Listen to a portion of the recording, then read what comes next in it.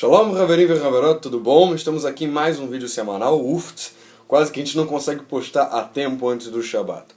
Vamos lá. A Parashá da semana é a Parashá de Shoftim.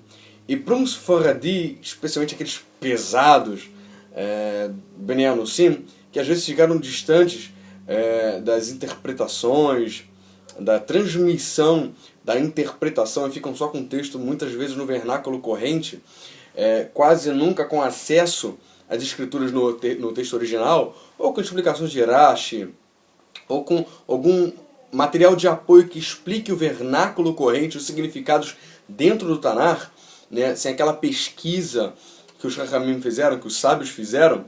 Às vezes fica um pouco difícil para um Sfaradi, especialmente para uma Hana ou Bnei Anusim, trabalhar esses conceitos para internalizar. E hoje a gente vai falar sobre um desses conceitos que muitas vezes é difícil para a compreensão, nem tanto para a compreensão, mas para a aceitação.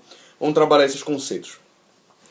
Na Parashat Shoftim, logo no começo da Parashat, começa assim, está lá em Deuteronômio, capítulo 16, logo no começo da Parashat, está no versículo 18, tá bom? O nome da Parashat. Por que o nome da Parashat se tornou Shoftim? Já que não necessariamente precisa ser a primeira palavra, mas sim os primeiros termos ou a parte mais importante ou central da Parashat que toma o nome da Parashat. A gente vai tentar ver essa porção como é que fica. Olha só. Shoftim vesterim titen lecha bechol sha'arecha. Ó, vamos lá. E os juízes e os guardas, os policiais, vocês vão apontar ou designar para ti, lecha. Aí a tradução que colocar no português em cada uma das suas tribos. Mas a palavra aqui fala assim, bechol sha'arecha.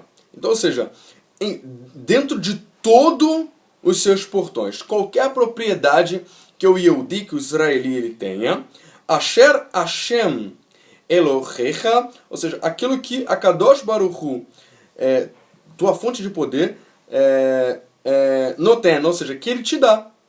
Noten lecha, que ele presenteia você. E aí depois ele fala, e também todas as cidades que a Kadosh Baruch Hu teu Elohim te dá, subjugarão o povo com reto juízo. Você tem que ter um juízo justo. No final do Passuk fala assim, Meshofet Tzedek, né?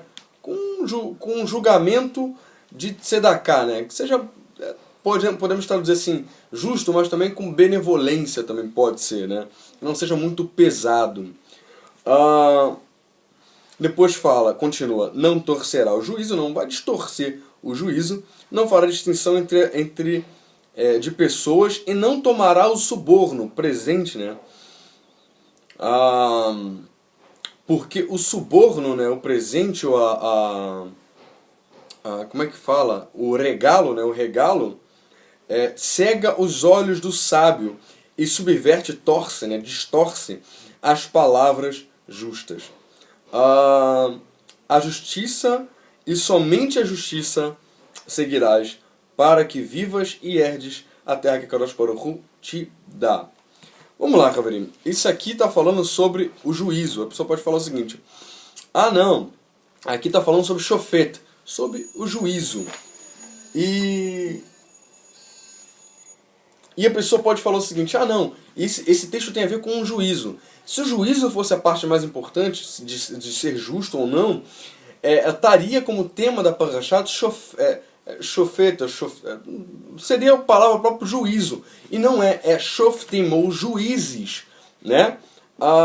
Então, Haverim, a grande parte importante e central, primeiro, é na escolha do juiz.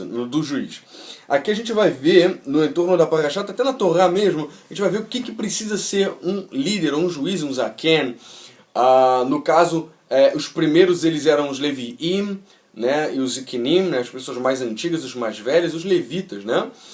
E posteriormente, conforme o crescimento do estudo da Torá, através de outras pessoas, especialmente os Pirushim, que eles popularizaram os estudos, os Chachamim, eles popularizaram os estudos da Torá. Eles trouxeram aquilo popular, porque antes era de poder somente dos levitas, né? Da tribo de Levi, e aí o conhecimento da Torá, ele passou a ser de cunho popular. E quando eu digo Torá, quando a gente vê aí, no período aí, mais ou menos entre 2.500, 3.000 anos atrás, até mais ou menos 1.500 anos atrás, a gente percebe que os Chachamim eles popularizaram, e também a linguagem de Torá tinha um significado um pouco mais amplo. O que era Torá? Era todo o Tanar, que era chamado também de Torá. Isso, segundo a Enciclopédia Judaica, também traz essa informação.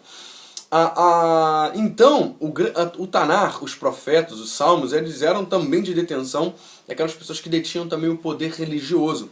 E aí os Purushim, os nossos Chachamim, eles popularizaram, e todo aquele que popularizava o ensino da Torá, que cria em anjos e milagres e etc., eram chamados Purushim, tá? Só pra gente entender. Vamos lá. Então, qual a importância, então, de se escolher bons Chachamim, bons sábios, né? A importância, a Torá ela tem um critério para isso. Tem que ser alguém justo, não pode beneficiar umas em detrimento das outras, não pode aceitar suborno, tem que ser uma pessoa que esteja constantemente estudando a Torá. Para você ter uma ideia, o rei, o Meler, ele tinha que ter um rolo de Torá que o acompanhasse em cada período, a cada segundo de sua vida. Isso para também gerar-lhe temor, né? E o único lugar onde o Meler, o rei, não poderia entrar era justamente no banheiro com o Sefer Torá. Mas em relação a todos os ambientes onde ele estava, o Sefer Torá estava junto dele. Então, a pessoa tem que estar envolvida com o estudo das Escrituras. Quando a gente vai lá para o Passuco de número 8, a gente tem a seguinte questão. Quando alguma lei te for desconhecida em juízo, tá? Se um sangue for puro ou impuro, se uma causa for justa ou injusta, se uma chaga for pura ou impura, ou se seguirem causas que provoquem divergência de opiniões em tuas cidades, em relação à lei mesmo, em relação ao que tem que fazer, levar-te-ás e subirás ao lugar a escolher a Kadosh Baruch Hu, teu Elohim. Então, tem que subir para onde? Para Jerusalém. Mas e se não puder ir para Jerusalém? Há uma cadência de informação que deve seguir direto da fonte em Jerusalém. A fonte da fé e a fonte de onde deve ser as sentenças bíblicas, as sentenças do Tanar, né, de Torá, deve vir diretamente de Jerusalém. Vamos continuar aqui um pouquinho para a gente poder dar andamento a esse conceito. E virás aos sacerdotes e levitas, aos Kohanim e Leviim, e ao Shofet. Então, o sacerdote, o levita e ao Shofet. O Shofet é aquele entendido. Naquela época não se falava muito rabino, se falava Shofet, né, que é o conhecedor da Torá, né, o juiz. Que houver naqueles dias, e dirás, e te anunciarão, e indagarás, e te anunciarão a sentença e o juízo. Vamos parar por aí. Em primeiro lugar, vamos fazer o seguinte. Por que a Torá ela fala o seguinte, que tiver naquele dia que você está lá, nos teus dias?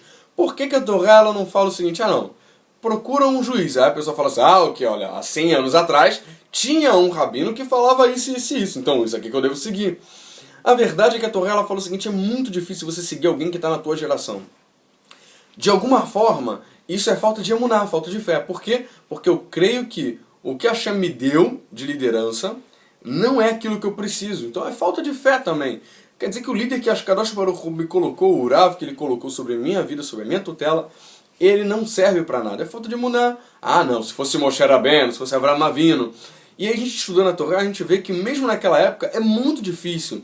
Mesmo uma geração muito grande como era o Am Israel quando tinha saído do Egito, e eles já estavam adentrando no Am Israel, ainda tinha dificuldade por exemplo, Miriam e Aaron, eles tiveram dificuldade de ver a grandeza de Moshe Rabbeinu. Por quê? Porque estava muito comum perto deles.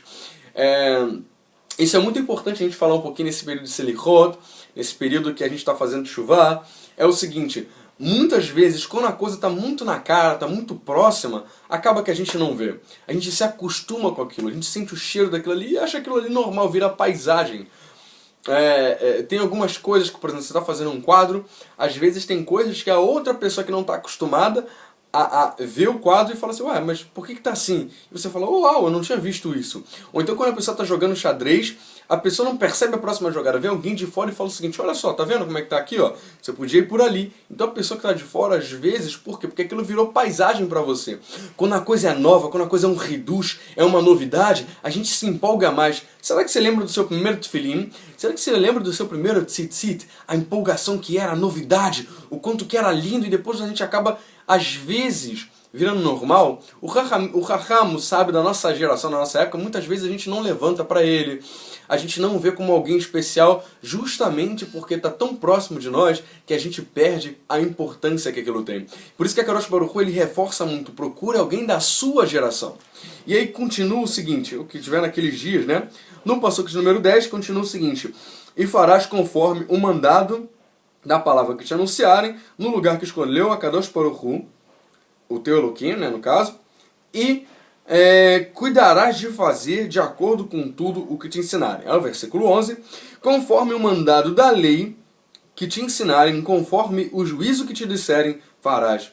E não te desviarás da sentença que te anunciarem, nem para a direita e nem para a esquerda. Versículo 12. E o homem que fizer com malícia para não ouvir o sacerdote que está ali, para servir a Kadosh Baruch Hu teu Elohim, ou o juiz, o shofet, o tal homem morrerá, e eliminarás a maldade do Am Israel. Olha só o que é mais interessante. O que ele fará, versículo 11, e o que ele disser será Torá, né, o mandado da lei, que ele te ensinar, conforme o mishpat que te disserem farás, e servirá a sentença, não te desviarás nem para a direita nem para a esquerda. Reverim, essa é a parte mais difícil. A Torá está falando que vai chegar um tempo em que vai ter alguma coisa que a Torá não vai ser tão fácil de você saber a resposta. Olha, o que você não encontrar aqui, que tiver difícil, que tiver marloca, que tem discussão, tem argumento para lá e para cá, como é que você faz? A Torá está falando o seguinte, olha, se tem marloca, se tem mais de uma opinião, você segue o juiz, o shofet, o sábio da sua época, da sua geração. O que ele te disser será a Torá, o mishpat, ou seja, será a Torá e juízo. E cá, existe lei de homem? Eu tenho que seguir a um homem? Não tenho que seguir a Bíblia? Mas o Tanar e a Torá, ela nem sempre tem respostas explícitas para tudo. A Torá, ela tem resposta para tudo. Tudo está contido na Torá, tudo. Afor bakulabá, como diz a Mishnah, né? Você mexe, você cavuca, você procura, busca, e você encontra porque está tudo na Torá. Mas precisa de alguém que tenha conhecimento, sensibilidade e que a Kadosh Baruch Hu tenha escolhido para estar no seu tempo, na sua época, para você seguir. Então, nem sempre a coisa está fácil. Então você pergunta, não, mas Hashem fala comigo. A Bíblia está aí para isso. Eu posso simplesmente pedir para Hashem, para ele me revelar, mas a Torá, ela está simples e está dizendo, quando tiver alguma coisa difícil, não tenta você mesmo fazer. Procura o juiz da sua geração, e o que ele disser você siga. Será Torá para você e mishpat, será juízo para você. Então, Raverim, fica aí então a parashá da semana, que a Kadosh Baruch Hu possa estar ajudando você nos seus estudos. A gente tem mais 2 vídeos novos, tá, sobre o segundo princípio de Rambam, a unicidade, unidade de Akadosh Baruch Hu. Nós estamos trabalhando esses conceitos no Tanar. O estudo está muito legal, você pode também assistir são 7 vídeos do primeiro princípio de Rambam, está muito legal sobre a fundação do mundo, e eu espero que vocês assistam também. São 2 playlists, está lá no canal do YouTube, só você voltar aqui na descrição do canal, você vai ter o meu nome, você vai clicar lá, tem como se inscrever no botão vermelho, você dá... Gente, se você gostou do vídeo, dá joinha porque ajuda e muito o vídeo, até para eu saber como é que anda a evolução do vídeo. Comenta alguma dúvida aqui, sugestões de novos estudos e algumas outras coisas são muito legais. A participação de vocês está sendo muito legal. Eu quero que cada vez mais vocês participem, que está muito legal, tá? Que a Kadosh Baruch Hu abençoe. Galerinha da Kehilá Beit Or, a gente tem evento nesse domingo, tá? Espero que a gente possa se encontrar para estar todo mundo junto o dia todo. É possível que a gente tenha um convidado especial nesse domingo. Primeiro porque a gente precisa dar algumas diretrizes de alguma coisa, mas também a gente tem um convidado especialíssimo. Eu espero vocês lá. E a Kadosh Baruch Hu possa estar nos dando shalom ve shalom. Amém ve amém.